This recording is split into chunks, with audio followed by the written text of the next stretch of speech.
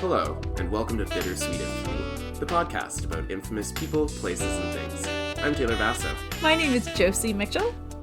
My friend Josie is about to tell me a story, and I don't know what that story is going to be. In fact, all I know about that story is no clue, not one. All I know is that the subject matter will be infamous. Josie, happy birthday. Oh, thank you, Taylor. That's very nice. It's not today, but it is coming up, so thank you. By the time this comes out, I think it will be in the past, but at the time we're recording it, it's in the future. So we're in this weird, awkward space where we're lying twice about your birthday. It's a wormhole for sure. Yeah. Well, thank you. I went. My aunt came through town and she took me out for lunch, and I got this happy birthday to you pint glass. That's great material. That's great collateral. Right? Yeah, and I'm really liking the birthday. Yeah, no. They could have settled on happy birthday. Right. And it would have communicated the same thing. But whoever they had drawing, in my head, it's like, you know, when architects have their blueprints up on their little desks. Right, yeah. Whoever was Their sketching out the tables. blueprint for this class. Yeah. Thank you. That's what I'm looking Yeah. for. I forget that you have your degree in architecture. Yeah, right? And they weren't satisfied with just happy birthday. They went for happy birthday. I'm really into that. And what I really enjoy about it is it sounds like you have a Swedish accent. Birthday. Happy birthday. Happy birthday. Yeah. It's really... Yeah. I'm enjoying it. What are your birthday plans? I think we're gonna order in some nice food. And next weekend, we are gonna get like a Airbnb in Galveston, which is like 45 minutes away. What takes you to Galveston? Because is it just a change of scenery, or is there something specific that one does in Galveston? It's by the beach, so that's kind of nice. It's like, it's not really warm enough to go like beaching, but we can like walk on the beach and stuff. Have you ever been on a beach in the snow? I think in Vancouver I have. Yeah. Really? Because I've always thought of that as just the height of romance. Because I used to, I had, you know, you can go to those websites where you put on sound effects for you to sleep in, and it could be like rain or a wooden wind chime or whatever it is. And there was my mix, because you could mix them by percentages. My mix was always snowstorm and beach waves, and I thought, God, what a perfect place to be. Yeah, I mean, I think you can make that happen.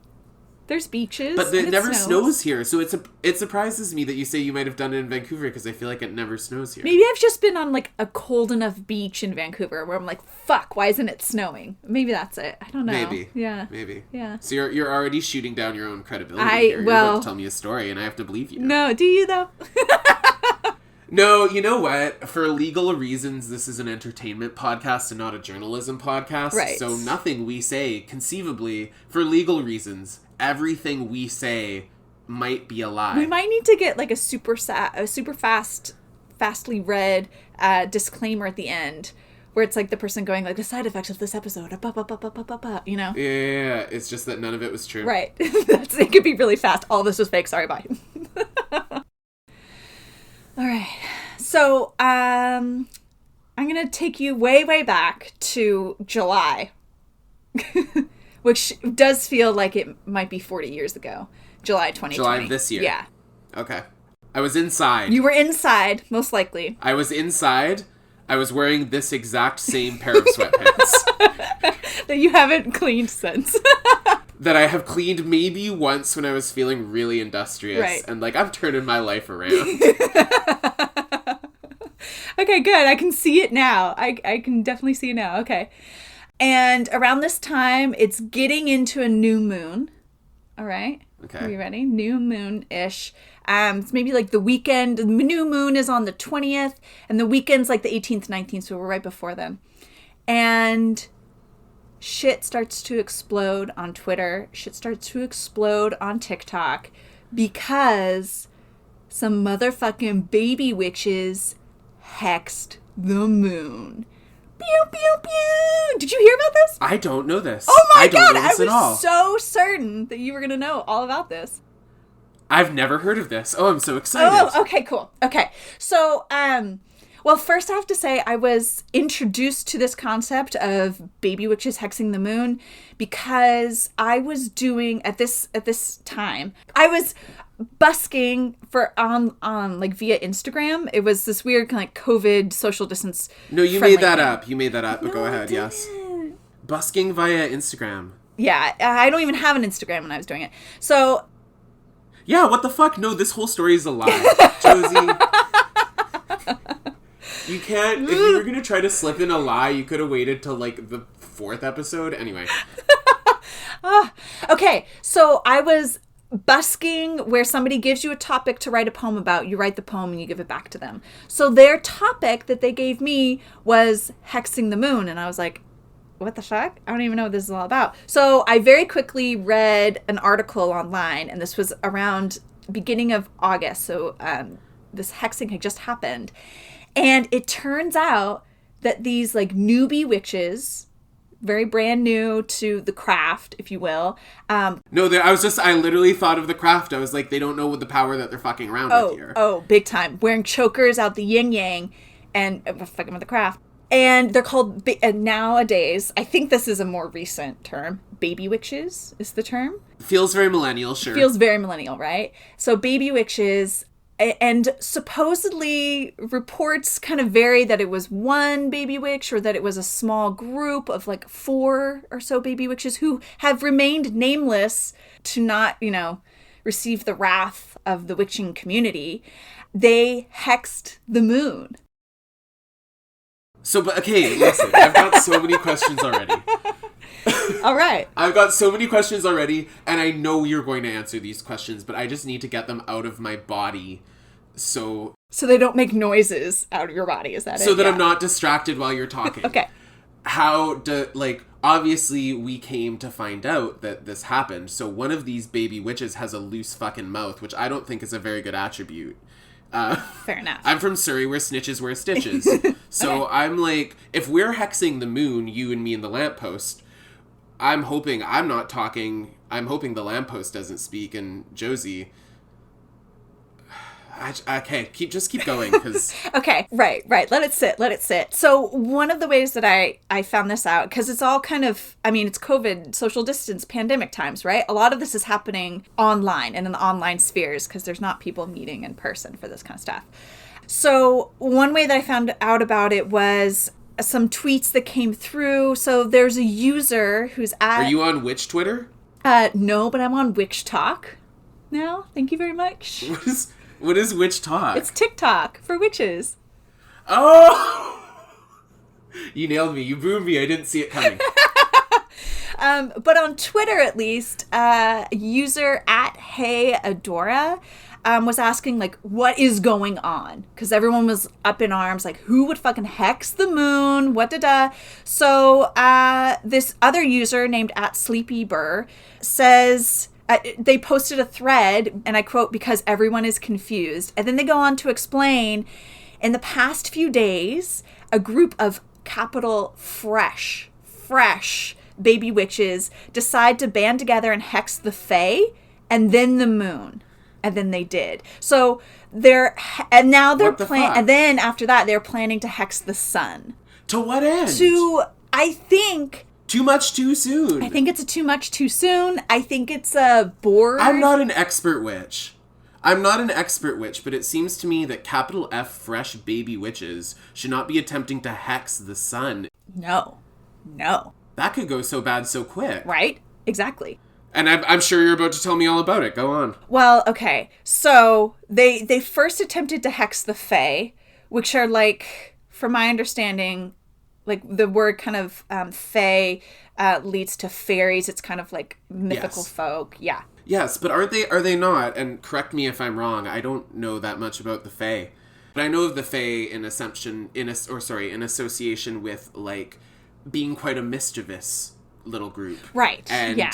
Full of tricks and taking things and giving things back and stuff like that. And I don't know why one would want to hex them and not fear retribution if one believed in that sort of thing, you know? Exactly, right? And I think maybe that might be part of this whole conundrum, is that these baby witches who are bored at home and not doing anything are like, yeah, I'll get into witchcraft because why not? And then they're like, fuck this. I'll hex the moon. I'll hex the Fae. Hex the fucking sun. I don't fucking care. Da-da-da. So it's But that's hubris. Oh, it's totally hubris. Yeah, it's like... Okay. Yeah, capital H hubris. Capital F Capital fresh. H hubris from capital fresh. Yeah. Wow. Yeah. Okay. But that's my thing is I'm not, like, I don't mean to speak on behalf of any community of people that I'm not a part of. I'm not a witch. All I know is that, like, I'm someone who tries to walk in the world in a good way and tries to walk in the world thinking of others and not being up my own ass and so on. You're a beautiful human. That's why. Thank you. Thank you. And we try to, like, we all try to walk in this way as much as we can, and we all slip in the path and whatever. But, like, I know that if I was a witch of any stripe and I saw someone just, like, I mean, hexing the sun and the fae because it's COVID and I'm bored, if that's actually ends up being the reason, there might be more to it, I don't know. But if that's actually the reason, I'm just like, oh, the cheek of you. The arrogance. I know, right? And I should say as well, I am not a witch. I am not a baby witch. I'm like a fetus witch. Like, I'm way back there. And I'm fascinated and I'm totally, like, in support of community and yeah, do it. But I'm also not a witch of any stripe. Yes. I am a dabbler, I suppose, in this case. But I think what's also really interesting is that if you're hexing the moon has a deity, which is Artemis in some belief systems, right? So you're pissing her off, and then her brother, who's Apollo, and he's the god of medicine and healing, which is all like, you're doing this during a pandemic, which is also like the cheek of ya plus some, you know what I mean? Yeah, like, yeah. Don't be a fucking dick. Don't be a fucking dick. So, and like the response to this through, you know, the social media channels that I have access to, Witch talk, etc., has been like, what the fuck? Like, why would you do this? One, is a baby witch. And then the other response is like, they're not causing any issues. You can't damage the moon like that. The moon is such a strong and powerful entity that some baby witches trying to hex it they're not going to make a dent. The moon is a constant. And so it's like, that's not really going to have any real damage on the moon, right? Like, it's just the idea that some baby witches would step in and think this was like, I don't know, some publicity stunt, but not even, because they're not giving their names to it. But how do we know this even happened? Because actually, we know this happened because presidential candidate Marianne Williamson tweeted about it. Stop it. Yes. I can't believe you didn't know this.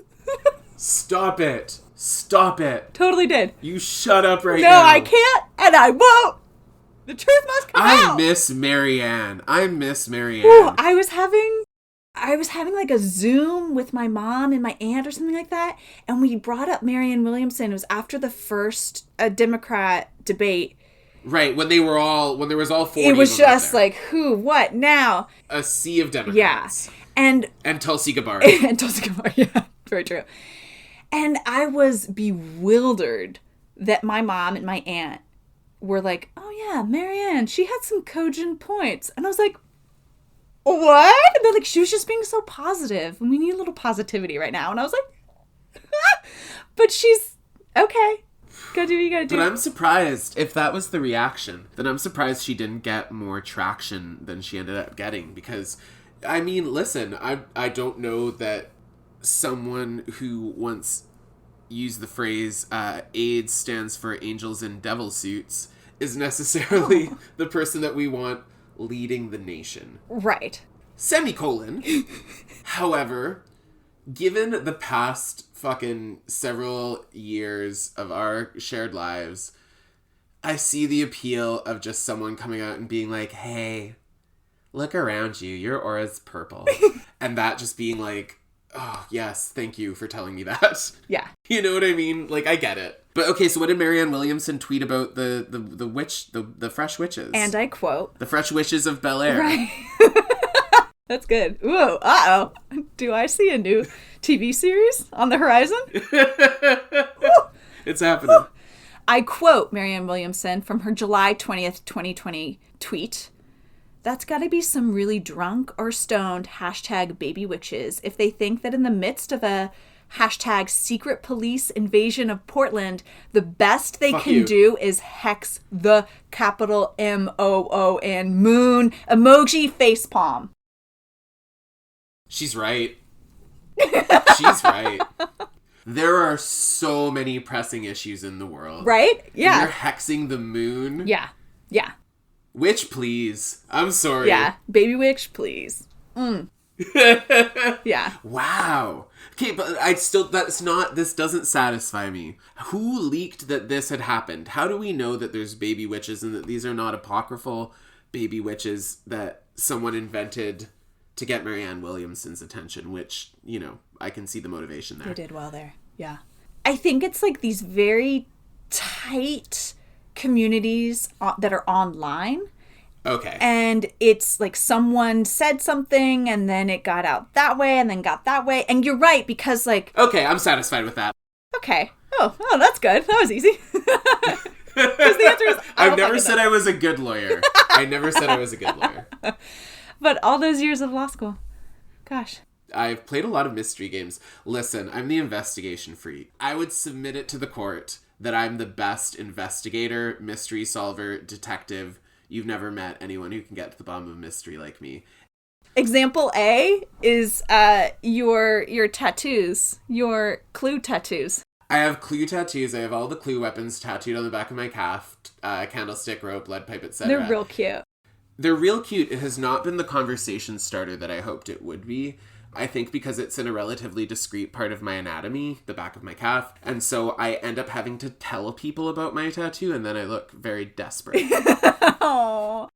What happened to these witches? Was there any sort of like community justice brought to this table? Okay, so there was a community outcry that was pretty much your response, more or less, Taylor, is like, one, you can't, if you knew anything about a hex or anything about witchcraft, you can't fucking ding the moon. Like, it's much too powerful for you, especially if you're a baby witch.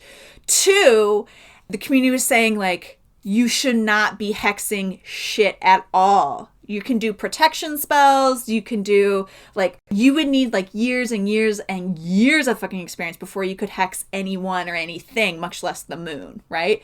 So then there's this kind of, like, the kind of third part of the reaction is, like, who the fuck do you think you are? Like, you can't just, like, go off and be like, I'm a witch and I'm going to hex the moon. Da, da, da, da, da. So there's like, there's this community response that's like, that's not appropriate. Why would you ever do that? Yeah, because witches, like anybody else, they're interested in practicing their faith in a good way. They're interested in practicing their faith in a way that is, like, in harmony with the world around them. And I think that's, like, you can find good people like that in any religion who are, like, interested in the most, like, ethical, kind way to practice, right? Right. Yeah. Yeah. And I think that's definitely the reaction here. And it's also kind of combined with the negativity that surrounds witchcraft that has always kind of been part of it too, is like, why even invite that negativity by releasing information that you've hexed the moon, or you're like, it's a very kind of troll vibe, I think, like the internet as like this deep, gross troll layer for people just to like fuck around with people. You know what I mean? I did find from an older witch kind of talking about this dichotomy and not really like jiving, I suppose, with the online aspect. And she was saying how, and she does remain anonymous in this article that I used. So there's that. But she believes TikTok witches are trend hoppers who practice purely because of the aesthetic and the following it grants them. So her direct quote is, whether it's stunts like hexing our moon or making a mockery of the rest of us by posting clips with crude sounds and effects, the whole thing sets us back. That's hard though. It's so hard, right? Because it's like, how are you going to deny this younger generation this outlet that they have? Their way of expressing themselves, their way of and I will say, I know people who are friends of mine who practice witchcraft, and I know people who I'm in touch with online, whether it's via social media or via other ways, that are really big into witchcraft.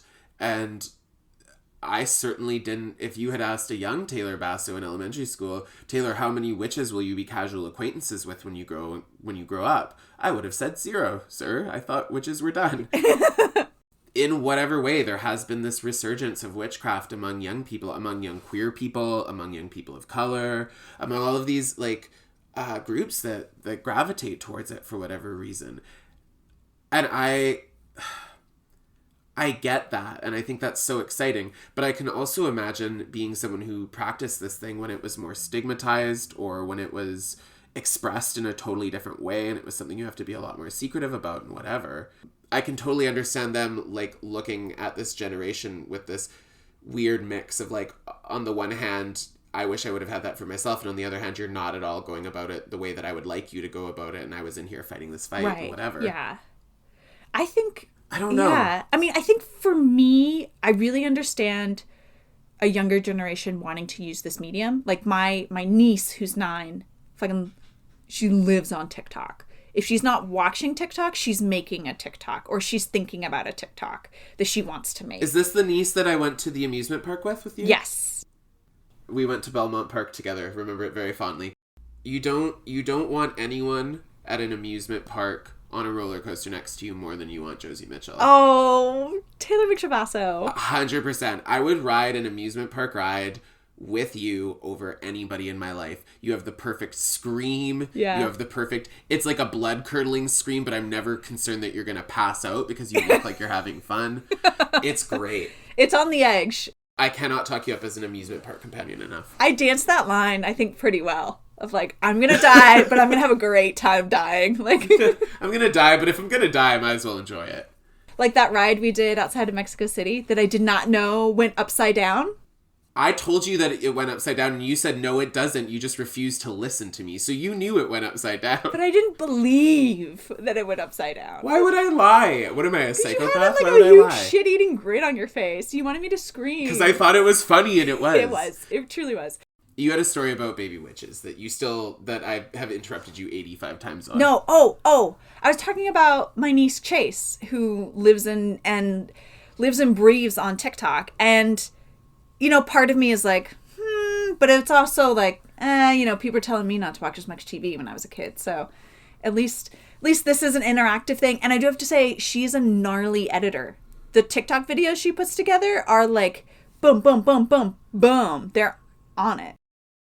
That's a cool thing about being young in this day and age, is you have more exposure to those kind of... Like, we would get exposure to... We do computer lab and whatever, and we'd learn that way, but, like, the stuff that kids these days have in the palm of their hands is pretty nuts. It's gnarly. And, you know, that's... If that's the way that you interact with the world, like, that's... I don't know. I don't think that's necessarily a bad thing. It's just a new thing, right? So, like, why take that away?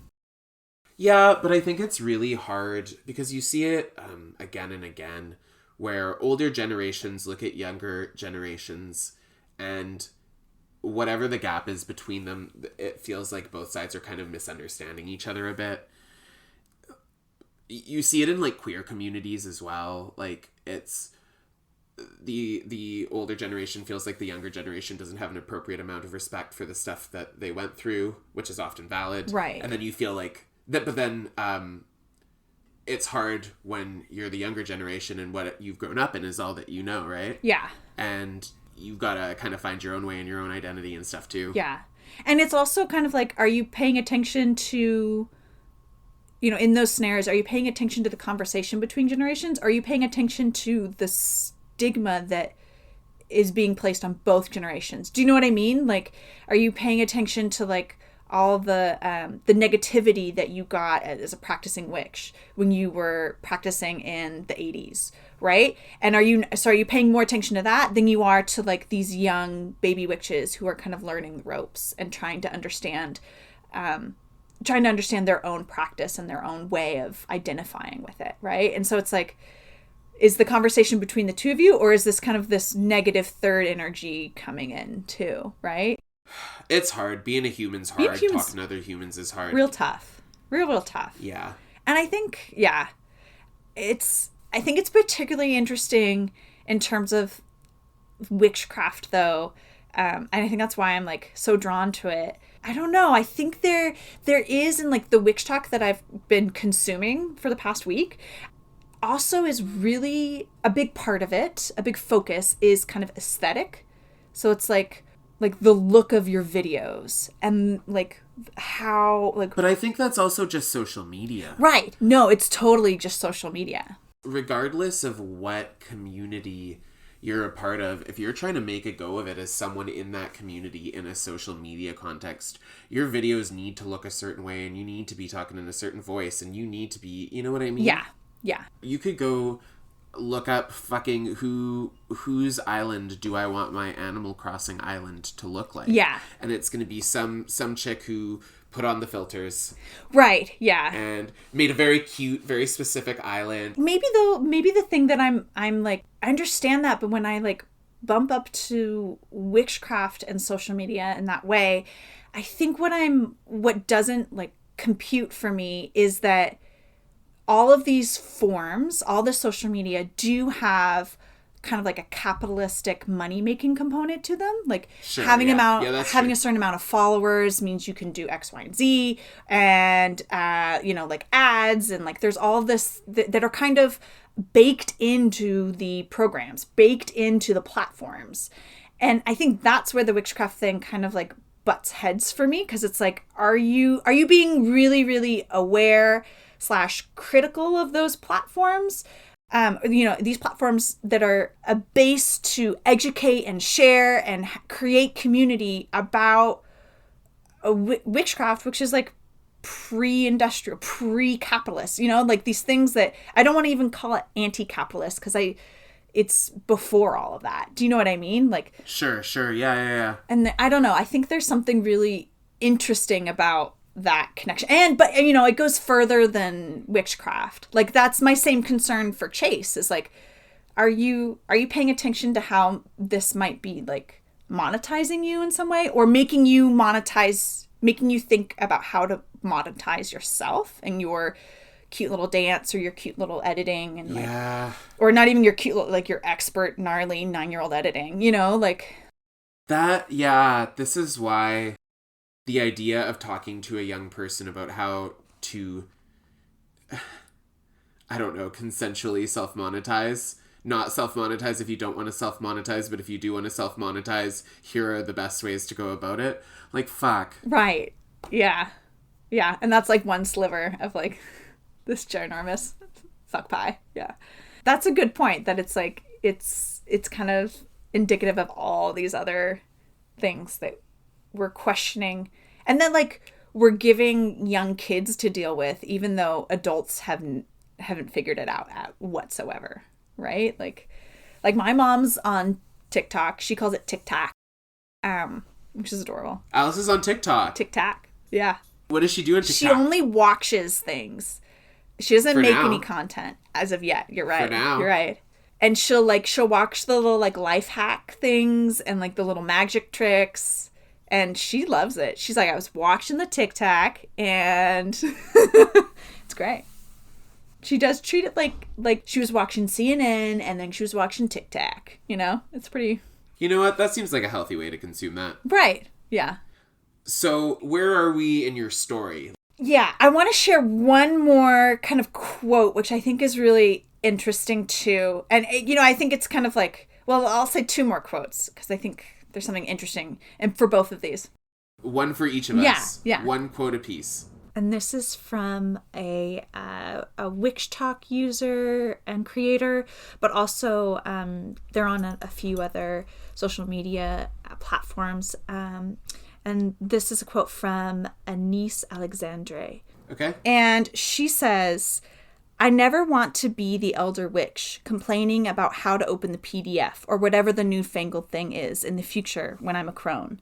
I'll be the pink-haired granny cottagecore witch with her anime eye contact lenses living it up in the VR world.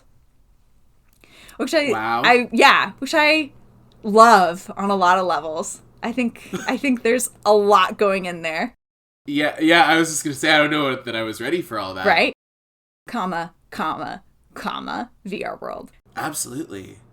I mean, sure, me too. Yeah, me too. Yeah, me too. I agree. Totally me too. You know what? I've thought about it. I've synthesized it. No unrotated PDFs for me.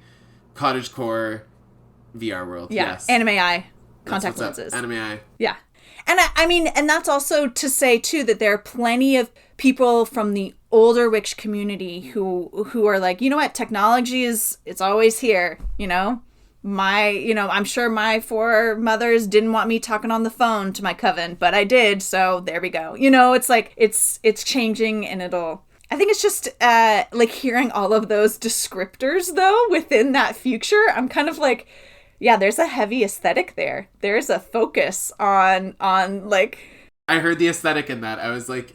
But the thing is, I'm talking out of line now. No one's gonna give a shit about cottagecore in a year. Let me just say that. Let me go on my anti-cottagecore rant. Ooh, yes. Let me sip my tea as you rant. Let me tell you. You remember how I mentioned Animal Crossing earlier and how the influencers need to be just so? Well, cottagecore is like the Animal Crossing Island aesthetic. You just put these random fucking wooden stakes around your Animal Crossing Island, put fucking white flowers here, you know, whatever there. Yeah. I think it's ugly as hell. So. Damn. I don't know. I might cut that from the final product. We don't want to get... I want the cottagecore people on my back. Don't fucking come kill me. But yeah, sorry, go ahead. So you had a second quote. I did have a second quote that I think, like, this kind of puts it all in perspective, at least for me. And this is from a space archaeologist. What is a space archaeologist? They archive and chronicle objects that have gone into or that are in space. So just like you would archaeologize pottery shards, you should archaeologize. You almost got away with it. I couldn't keep a straight face. I'm sorry. Go ahead. Okay. I wasn't keeping a straight face through all of that, so it's okay. But yeah, you keep track of what's in space and archive it for future generations to know. That's very cool. I had no idea such an occupation existed, and it sounds incredibly interesting. Yeah, well, Alice Gorman, you can Wikipedia her, find out more. Okay. But she was interviewed in part of one of these discussions that I researched, and she was saying how, and I quote, "There seems to be this broad societal tendency to just denigrate anything that young women are interested in." Yeah. Which I think is kind of like That's the true. last little wavelets of this topic, is that it's like, why not? You know what I mean? Wear those anime eye contact lenses. Wear the cardigan. Yeah. I was already there before I even had that second quote, though. I know. I literally just heard it once, and I was like, yeah, anime eyes, sure. I don't got anything planned. That's better than what I got planned, right? So let's do it. I know. Like, oof, I hope my knees work, and... Yeah. I'm not leaving this apartment anytime soon. Right.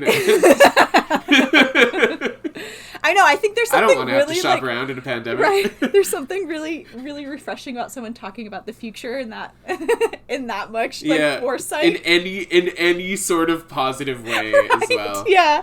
Fuck. I'll take it. Yeah. I'll take it. And I think that's the other layer to this too, is that it's like all during this pandemic time, where if you are denigrating any type of online connection, you kind of have to put it in the scope of the pandemic, is like, really? Because that's how we can all kind of keep some shred of sanity, is having communal connections online. Is attempting to hex the moon. Well, don't do that.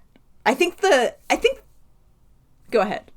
Were you going to go I was going to go with the moral of the story. Yes. Okay, so I was also going to go moral of the story. You first, because you said it first. Well, I think the moral of the story is do your research. Don't hex the moon. Like, get your baby witch butt down in a chair, read a book, get on Witch Talk, learn some shit, move on.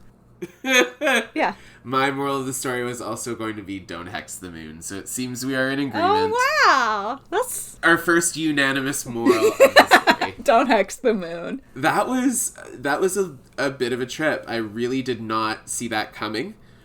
I'm so surprised that you didn't know. You have your moon tattoo. You love Marianne Williamson. Your Marianne Williamson tattoo. I mean... Listen, we don't talk about Lil Mary. I had no idea. That was really interesting. Thank you for letting me know about all that. Oh, I am more than delighted to share and now I am following all these witch talkers Tomorrow is the full moon. If you would like to know, tomorrow is the full moon. Put out some moon water. It'll energize it. You can use it for spells. Filter it. Don't let it mold.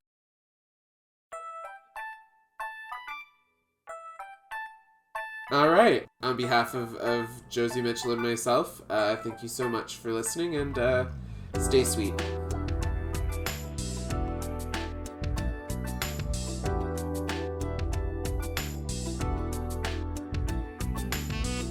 The sources I used for this story were a series of articles, the first one being from CNET called "TikTok Witches Are Fighting for the Online Future of Witchcraft," written by Steph Panicasio on September 11th, 2020. An article from Nylon called "Inside Witch Talk, Where the Coven Goes Online" by Lauren McCarthy on July 6th, 2020. I also looked at "Here's the Deal with People Talking About Hexing the Moon," an article by Lauren Strapagiel from BuzzFeed, and that was published July 20th, 2020. Teen Vogue had an article I looked at called "Why Witches Hexing the Moon Doesn't Actually Work" by Lisa Stardust, published July 23rd, 2020. A special shout out to @Proencia for giving me the idea to look at this at all through their poetry busting request. So thank you so much. A shout out to @SleepyBurr for posting the Twitter thread that was explaining what's going on with the moon. They were often quoted in all these articles I found. Special thanks to Marianne Williamson's Twitter as well. Thanks for sharing your thoughts and feelings with the world. And special thanks too to Witch Talk and all y'all who are on there. Keep up the good work. The song you are currently listening to is T Street by Brian Steele.